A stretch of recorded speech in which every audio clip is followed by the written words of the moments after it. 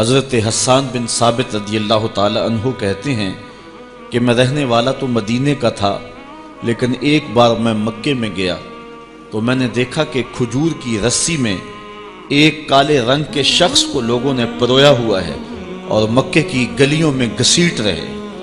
تو میں نے پوچھا کہ یہ شخص کون ہے؟ تو لوگوں نے کہا اس کا نام بلال ہے۔ تو میں نے کہا کس جرم کی سزا اسے دے رہے ہو؟ تو انہوں نے کہا کہ یہ ایک نئے دین میں داخل ہوا ہے اور ہم اس کو منحرف کرنا چاہتے ہیں۔ کہتے ہیں میں نے دیکھا کہ وہ جوں جوں گھسیٹتے اس کی زبان پر احد احد کی صدا تیز ہوتی چلی جا رہی تھی۔ زخم پہ زخم کھا کے جی، خون جگر کے گھونٹ پی، آہ نہ کر لبوں کو سی، یہ عشق ہے دل لگی نہیں۔ یہ چند لمحوں کے لیے دل بہلانے کی کہانی نہیں ہے کہ جس محبت میں سختی آئی تو راستہ بدل لیا۔ یہ ان راستوں کا ان لوگوں نے اہتمام کیا تھا اور ان راستوں کے مسافر بنے تھے کہ راستے میں پہاڑ بھی ہوں تو یہ چیر کے آگے گزر جائیں۔ بلال حبشی کو ان کا ظالم آقا مارتا ہے، کبھی ان کے ہاتھوں میں میخیں ٹھونکتا ہے، کبھی زبان پہ تپتے ہوئے کوئلے رکھتا ہے، کبھی رسی پاؤں میں ڈال کر کے اوباش لڑکوں کے ہاتھوں میں دیتا ہے کہ اس کو گھسیٹے، کبھی کچھ، لیکن بلال ہیں کہ آگے سے مسکرا رہے ہیں، آہد آہد کا نغمہ پکار رہے ہیں۔ کسی نے رک کے کہا بلال یہ عجیب تماشا ہے، وہ تمہیں مار رہے ہیں اور تم آگے سے آہد آہد پکار رہے ہو۔ تو حضرت بلال بولے تم جاؤ نا بازار میں مٹی کا پیالہ خریدنے کے لیے تو اس کو بھی ٹھونک ٹھونک کے دیکھتے ہو، اس کی آواز تو ٹھیک ہے، کہیں کچا تو نہیں ہے؟ کہا تم تو مٹی کا پیالہ بھی خریدو تو ٹھونک بجا کے دیکھو، یہ کہیں کچا تو نہیں ہے، اس کی آواز تو ٹھیک ہے۔ کہا میرا مالک بلال کو خرید رہا ہے، دیکھ رہا ہے بلال کچا تو نہیں ہے، اس کی آواز تو ٹھیک ہے۔ میں کہتا ہوں مالک خرید لے بلال کو، کھال ادھر بھی جائے گی، حق حق کی صدا ختم نہیں ہوگی۔ محبت کی یہ البیلی اور انوکھی داستانیں اہل ایمان رقم کی ہیں۔ اگر اس عنوان سے بات کی جائے تو یہ تاریخ کا ایک ایسا باب ہے۔ حضرت سمیہ رضی اللہ تعالی عنہ اسلام کی پہلی شہیدہ، جن کو مکے کے چوک میں ابو جہل نے جو ہے وہ نیزہ مار کر کے شہید کیا۔ راہ خدا میں بہنے والا یہ خون تاریخ اسلام نے محفوظ کر لیا، ایک عورت کا خون تھا۔ اور پھر حضرت عمار ابن یاسر کے والد حضرت یاسر کو بھی شہید کیا گیا، دونوں ماں باپ شہید ہو گئے اور بیٹا پھر بھی ڈٹا ہوا ہے۔ کافروں نے حضرت عمار ابن یاسر کو پکڑ کے تپتی ہوئی آگ میں ڈال دیا اور انہوں نے رخ کیا حضور کے کاشانہ انور کی طرف اور آنکھوں میں آنسو امڑ آئے تو کافر سمجھے شاید جلتی ہوئی آگ کے شعلوں سے اور بھڑکتے ہوئے کوئلوں سے ڈر گیا ہے۔ کہا عمار گھبرا گئے ہو، تمہیں ان تپتے ہوئے کوئلوں سے باہر نکال لیا جائے؟ تو حضرت عمار مسکرا کے کہنے لگے میں ان تپتے ہوئے کوئلوں سے نہیں ڈرا، میں تو راہیں تک رہا ہوں، جس محبوب کے لیے دکھ سہ رہا ہوں کبھی وہ جلوہ فراز بھی تو ہو جائے نا۔ اچھا ادھر غلام تڑپا، ادھر آقا تشریف لے آئے۔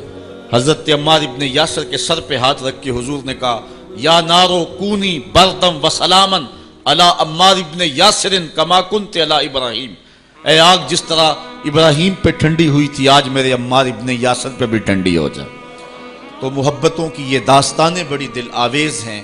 تو اللہ تعالیٰ جل شانہ نے جب اپنے محبوب علیہ السلام کے غلاموں کے ساتھ یہ ہونے والے ظلم اور اس جبر کی رقم ہوتی داستان کو دیکھا تو سورۃ الفجر تب نازل ہوئی تھی۔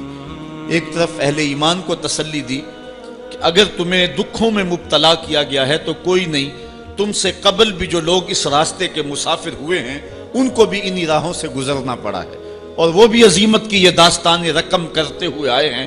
انہوں نے بھی جو ہے وہ سولیوں پہ اور فصیلے دار پہ اپنے سروں کا چراغاں انہوں نے بھی کیا ہے اور راہ حق میں ہر دکھ اور ہر تکلیف انہوں نے سہی ہے، حتیٰ کہ زنجیروں نے ان کی ہڈیوں تک جو ہے وہ نشان چھوڑے، لیکن پھر بھی وہ راہ حق سے منحرف نہیں ہوئے۔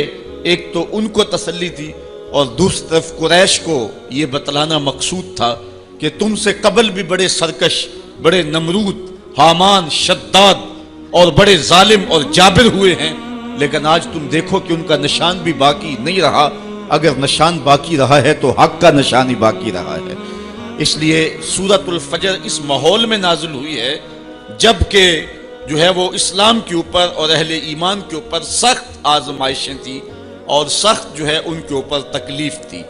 فجر کی قسم کھانے کا ایک مقصد تو یہ تھا کہ ان کفار کو یہ کہنا تھا کہ جس طرح فجر طلوع ہوتی ہے اور رات ختم ہو جاتی ہے، یہ زندگی بھی جو ہے جو تم گزار رہے ہو ختم ہوگی، اور آخرت کی زندگی میں تم نے قدم رکھنا ہے اور صبح قیامت طلوع ہونے والی ہے۔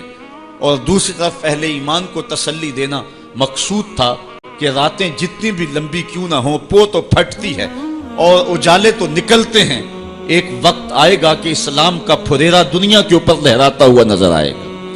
آج کی قربانیاں کل کے لیے سکھوں کا سامان بن جائیں گی۔ ساغر صدیقی نے کیا کہا تھا کہ آج تو ہیں یہ جسم آلودہ گرد سفر، آج تو ہیں یہ جسم آلودہ گرد سفر، کل انہی جسموں پہ منزل پھول بھی برسائے گی۔ آج مکے میں ستم ہیں، کل مکے والے ہاتھ باندھ کے کھڑے ہوں گے، تو وہ لمحے بھی آنے والے ہیں۔ تو فرمایا قسم ہے صبح کی، والفجر، قسم ہے صبح کی، ولیال عشر، اور 10 راتوں کی۔ 10 راتوں سے مراد کیا ہے؟ یہ ذوالحج کی 10 راتیں ہیں، جو سال کی جو ہے وہ تمام راتوں سے یہ عشرہ جو ہے وہ افضل ترین عشرہ ہے۔ دوسرا قول ہے کہ یہ رمضان کے آخری عشرے کی راتیں ہیں۔ تیسرا قول یہ ہے کہ یہ محرم کی پہلی 10 راتیں۔ یہ 3 اقوال مفسرین نے بیان کیے ہیں۔ والشفع والوتر، اور قسم ہے جفت کی اور قسم ہے طاق کی۔ مفسرین نے اس پر تقریباً 36 اقوال پیش کیے ہیں، لیکن سب سے بہترین قول یہ ہے کہ جفت سے مراد مخلوق ہے اور طاق سے مراد رب تعالیٰ کی ذات ہے۔ خالق کی قسم اور مخلوق کی قسم۔ واللیل اذا یسر، اور رات کی قسم جب وہ پیٹھ پھیر کے چل دے۔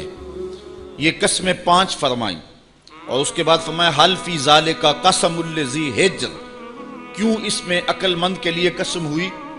یعنی یہ 5 چیزیں عقل مند کے لیے بطور قسم کافی ہیں، اور جو عاقل نہیں ہے اس کے لیے سارے زمانے کی بھی قسم اٹھا لی جائے تو اس کے لیے وہ بھی ناکافی ہے۔ تو قسم جو ہے وہ عقل مند کے لیے، پھول کی پتی سے کٹ سکتا ہے ہیرے کا جگر، مرد ناداں پہ کلام نرم و نازک بے اثر۔ ہمارے استاد کہا کرتے تھے کہ اس کو عام لوگ پڑھتے ہیں کہ پھول کی پتی سے کٹ سکتا ہے ہیرے کا جگر، تو کہتے ہیں نہیں کاٹا جا سکتا ہیرے کا جگر پھول کی پتی سے۔ یہ استفہام انکاری ہے۔ پھول کی پتی سے کٹ سکتا ہے ہیرے کا جگر، یعنی یہ ممکن ہے کہ ہیرے کے کلیجے کو پھول کی نرم نازک پتی سے کاٹ لیا جائے؟ تو جس طرح پھول کی پتی سے ہیرے کا کلیجہ نہیں کاٹا جا سکتا، اس طرح کلام نرم و نازک جو ہے وہ کسی ناداں شخص پہ اثر نہیں کر سکتا۔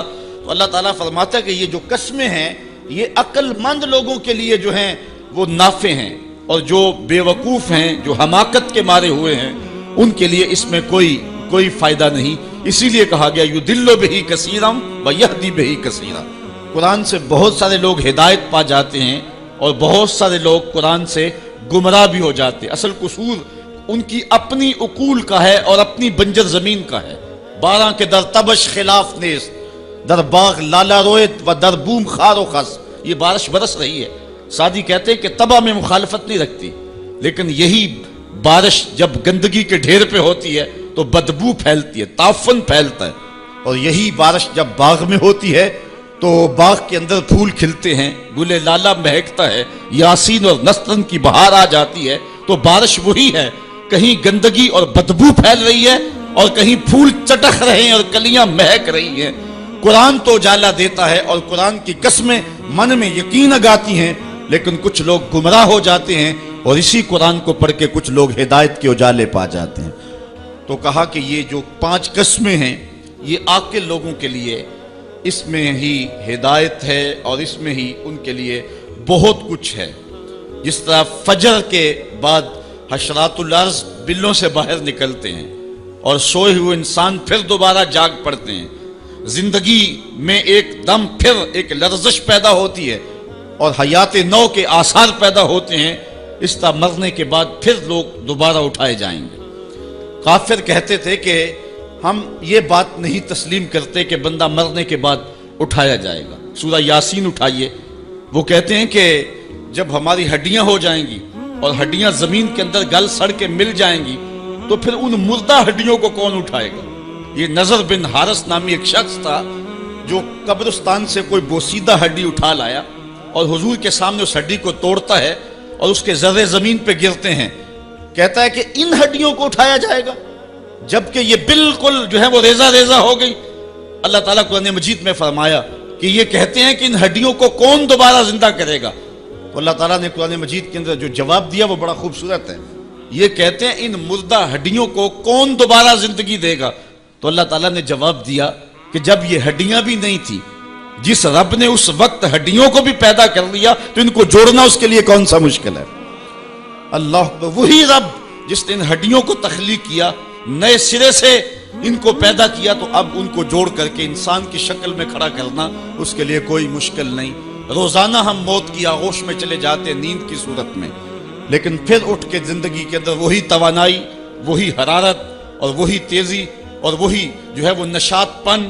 یہ حشر پہ دلیل ہے. تو کہا یہ قسمیں ہیں عاقل کے لیے.